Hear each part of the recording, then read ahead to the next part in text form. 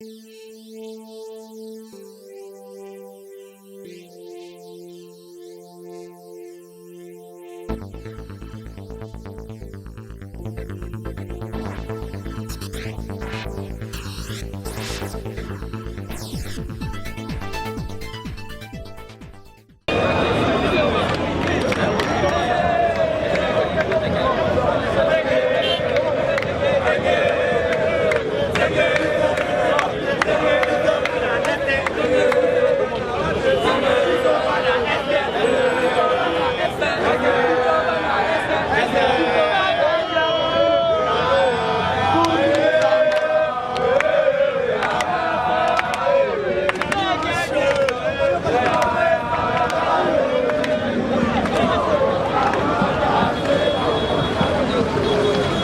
faudrait que nous démontrions que nous sommes là. Pourquoi vous ne voulez pas que nous vous démontrions que nous avons des mains? Parce que bénéficierait la population si vous devez toujours faire des démonstrations de force? Monsieur, est-ce que vous comprenez ce que je vous dis? Je dis exactement ceci. Il y a des raisons pour lesquelles nous sommes dans la rue. Et en dépit de ces raisons-là, nous démontrons aussi la force de notre mobilisation, de notre famille politique. Il n'est pas interdit. En France, ça se fait. Aux États-Unis, ça se fait. Pourquoi lorsqu'il s'agit du FCC, ça pose problème? Vous êtes les premiers à tweeter. Tel a fait 40 000 personnes. Tel a fait 50 000. Lorsqu'il s'agit du FCC, vous trouvez que c'est inutile? Non. Soyons corrects, soyons honnêtes. Nous sommes là.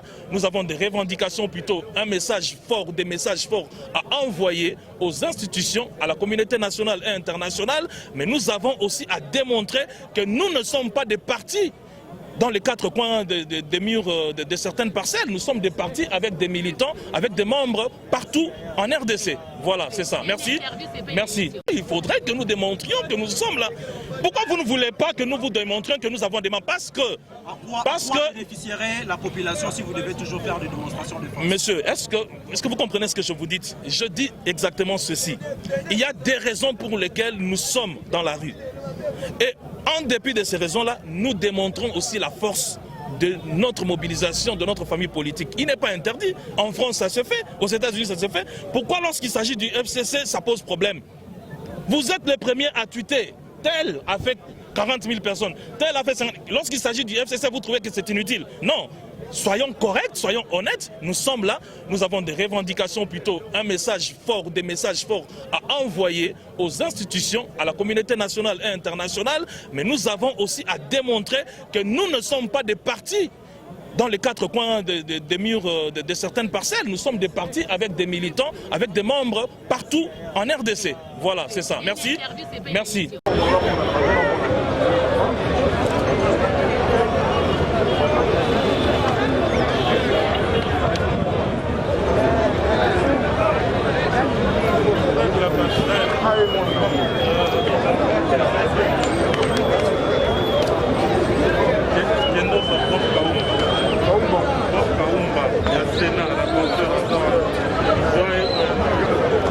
Exprimé.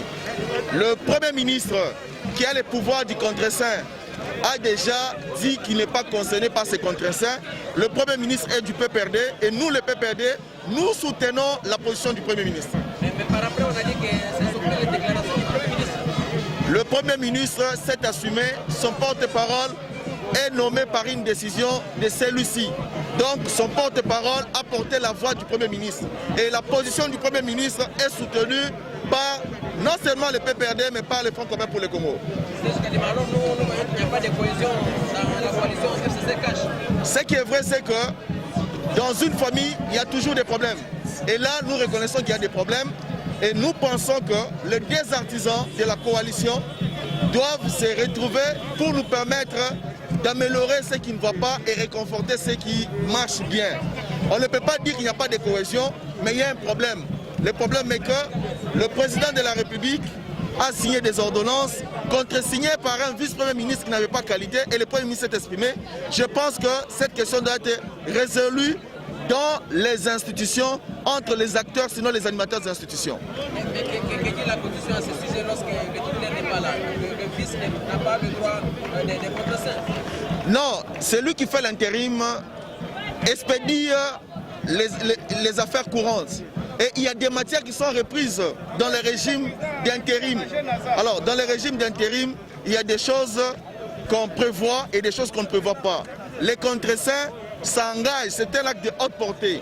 La preuve est que la cohésion, sinon la coalition, voudrait que le président de la République, qui est le président Tshisekedi, et le premier ministre Ilunga Ilunkamba, qui sont des formations qui constituent la coalition, sinon la coalition, doivent se mettre ensemble sur des questions qui relèvent de la souveraineté nationale. Surtout des questions de matière de collaboration comme celle-là. Ça finit. Bon, moi, la population congolaise est comprendre que vérité est à côté à Front commun pour le Congo, est à côté à PPRD. Il y a au moins une population qui est belle pour soutenir Bisso Bandego à Front commun pour le Congo, on a PPRD, pour soutenir l'institution na Bisso. Et c'est une institution qui est respectée. Dans l'institution président de la République, dans le gouvernement, dans le parlement, dans les cours et tribunaux. S'il vous plaît, je dois partir. Peuple congolais, Ayokaki appelle à Front commun pour le Congo. Yangwana, Omoni Bandeko Baza, et Belé le la balabala, Bilmo Bozomo na Bango, Baye Pona, pour soutenir l'institution la Bisso. Notamment l'institution Nyonso, dans l'institution président de la République, dans le gouvernement, dans le parlement, dans le cours et tribunaux. Et c'est soutenir Bango Nyonso. Chaque institution est ça la Moussala na Yango. Moussala est président de la République et ça la président de la République. Moussala est parlement, parlementaire, ça la Moussala na Yango. Membre il y a cours et tribunaux, ça la Moussala na Bango Ndenge Sengeli, na toute transparence. Et c'est la tête que tout le monde parce que la position est bien, influencer pour la justice et équitable était dans le monde. Les sous pour la Roloba que les lois Makamboeza est belé dans l'Est de la République, Bande Colabiso à Est, bazo souffrir et s'engagent pouvoir actuel et réfléchir pour la côte qui vient dans l'Est de la République. Bande Colabiso à Est, basant la poste à concentration. Na maele na boanya bato bazana pouvoir lelo ezala bato bazana présidence de la République ezala bazana gouvernement na bazana parlement bacha makanisi na bango elongo pour être kimia ekota na est de la République.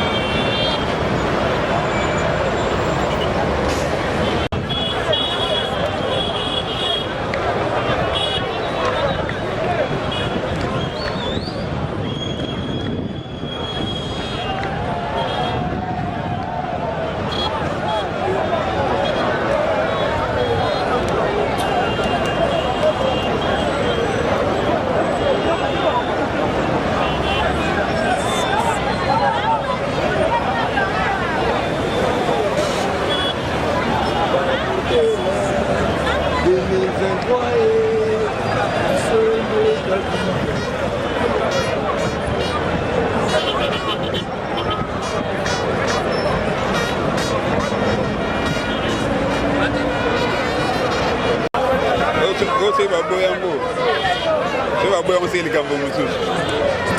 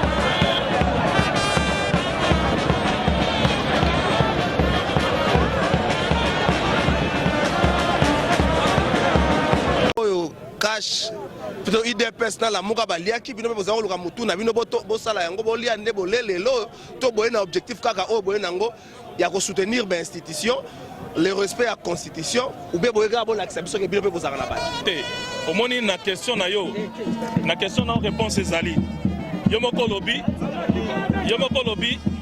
pour soutenir ba institution respect de la constitution gestion responsable, il y a riposte, il y a pandémie à Covid-19. Nous sommes en Katiwana. Nous sommes en Katia polémique. Boyebi d'abord mon continent, biso Pierre Kangoudi Ambaye, azan en Katia polémique.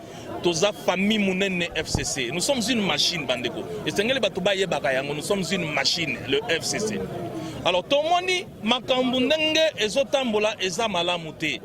Batu misusu musala na bango kaka commettre en mal la marche des institutions. Les lois n'attendent lobby marche, lobby babouki, lobby basali botobité. Ils ont permettre l'institution na bisote et travailler malam ou sala malam. Yango na bisoto lobby, bisoto kotambola. To ko attaquer mutute, to zo tambola pona koyebisa ba institution, bokende liboso. To za na posa to mona bosala musala. Bosala musala malam. Kasi pona kosala musala wana, esengeli mutu na mutu azala na conscience patriotique. To travailler na bomoko. Makelele na ba réseaux sociaux lokola bana mike to boyi yango. Et là, on a permettre de évoluer. Le peuple congolais a besoin de Kolia. Le peuple congolais a besoin de Kimia. Plus de 7 armées, c'est côté les bisous na mabele na biso. Jamais na mona batu balamu qui habite ça la marche pour na côté les makambona et ça les maté. Pendant ce temps, batu bazaka kat boye na boye to boyi to lobi te. Institution to zana simana bino bokende liboso bo sala misala. Deuxième chose. To lobi bande commission to zana bino elongo na ba institution lobby. Binondo bozalaki bolobi jamais bakoki kosimba article moko ya constitution bakoki ko violer constitution te ezalaki wana nde ezalaki message ya monene bato misusu bayina kutu mokonzi Joseph Kabila babi nini ya musala na ko violer ba constitution mais lelo tokomi komona bolamuki na tongo basinyaki bolamuki na tongo balobaki bolamuki na tongo bozela bolamuki na tongo tozokena na ba polémique ezanga tina tosengi respect de la constitution ndeko prêche par l'exemple. Hier, tu étais chantre. Il y a respect à la Constitution. Lelo la kisabiso ke yomokona nous, on respecte la Constitution. Troisième chose. Batu FCC nde miibi. Bani mokimwake bango nde miibi. Ba pesi bino ministère. Ba pesi bino mbongo. Bo gérer. Riposte à Covid-19. Bozo kokate. Bazo tuna bino mutuna bozo pesa ba ya noté tolobité. Tolingi gestion responsable. Il y a riposte parce que ba Congolais bazo kufa. Parce que le lot oyo baleve nani état d'urgence. Mais comment on gère? Ndengeni ni bazo gérer riposte ya pandémie wana. Bato bazo kokate tolobi bota la peli kambwana malamu. Bota la ba frontière na biso malamu. Et puis pona kosuki sana ningi na ebisa biso ndengeni ni. Pona kosuki sana ningi na loba boy.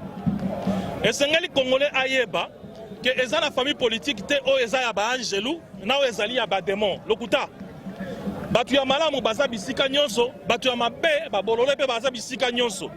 Alors toboyele kana opinion ya mokili mombake soki oza muto FCC otelemi boye c'est que nécessairement olie mbongo.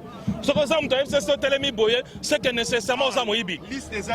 Liste moko ezate na mobiliser, c'est moi le mobilisateur. Tant qu'on a besoin de mobiliser, il faut naïba nani à mobiliser. Je donne des quotas à mobilisation. Na pesi na mutu yo yelanga boye ba fédéraux na biso to solo lina bango par rapport ya ndenge baza organisé na niveau ya base. C'est notre base qui est là. C'est normal parce que jamais au koyebi sanga kena mobiliser mutu na yebité. Et sanga na mobiliser mutu na yebi. En tant que parti politique, tous autres travaillent dans la hiérarchie. Tous en a fédéraux, tous en a ligue de jeunes, tous en a ligue de mamans. Oh union se toi là to sali réunion to lobi to lingi to zo batu autant lobby na marche bobenga batu oh ya biso baya batu na biso bazali awa bozo mona bango baza awa. Donc na lingi na si saboye. Ezana kan ya ba santuté, ezana kan ba démonter. Ezana besika oyo batu o bazana ba valeur, batu baza mayele. Tolingi batu ya maele et à côté kuna et à awa basangana ba me mamboka na biso liboso to perdre plus d'une année et demie na ba slogan oh nzete oh te libanga oh te câble wana zati na moko tona te na lobby nzete libanga câble oh te peinture to boy biloko wana tolingi biloko wana te to perdre plus d'une année na babuzo ba wana to zana besoin lelo population bandomona tina nini batindaki biso na ba institution tina nini ba élection salemaki tina nini ndeko Joseph Kabila mokonzi na biso avandi pembeni atiki batu misusu basala musala batu bangi omona tina wana et comme lelo kaka eloko muke FCC salaki boy FCC atindaki batu bakende kozwa ba décision na bango te ba banda miloko ba banda ki wana na suki wana merci.